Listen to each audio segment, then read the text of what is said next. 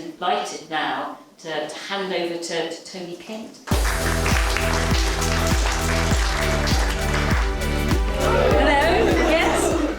This can be a two-way thing. We can speak to each other, enjoy being in this space and do feel like you belong here, because this is the whole point of what I'm going to talk to you about today, is that kind of feeling like you belong, challenging narratives and kind of owning your own story. So we have got this little monkey that is going, you're awful, it's going to be terrible, everybody's going to judge you and nobody's going to like you, and why even apply for the job because they wouldn't even hire you anyway. We can look at fear in a different way, which is false evidence appears real.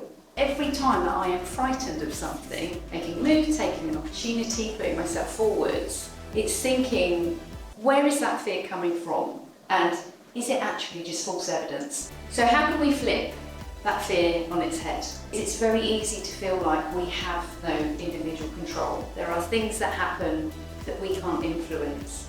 Do you go, this big event that's happened, I'm not going to let it define me?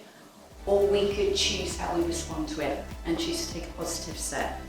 But instead of saying that it's not the right time, we can reframe that and flip it on its head. Say, well, there's not a right time, there's never a wrong time.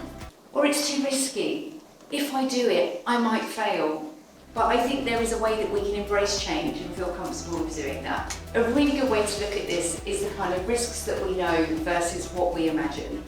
We know that there are risks that are inherent with driving in excess of the speed limit, and yet people will do it. But when we imagine a negative outcome, we do nothing. So how do we get comfortable with being uncomfortable? You've got to be yourself. Seek advice and mentors. Don't be constrained by other people's biases and expectations. Ask for opportunities and invest in yourself.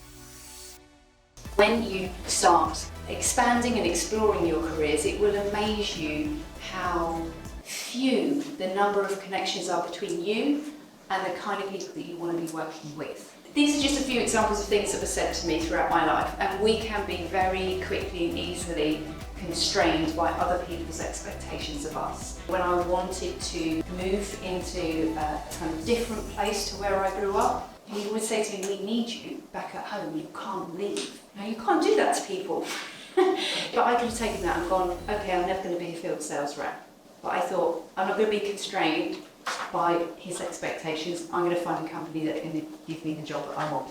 So again, sometimes the no that you get is not a judgment on you or your capability.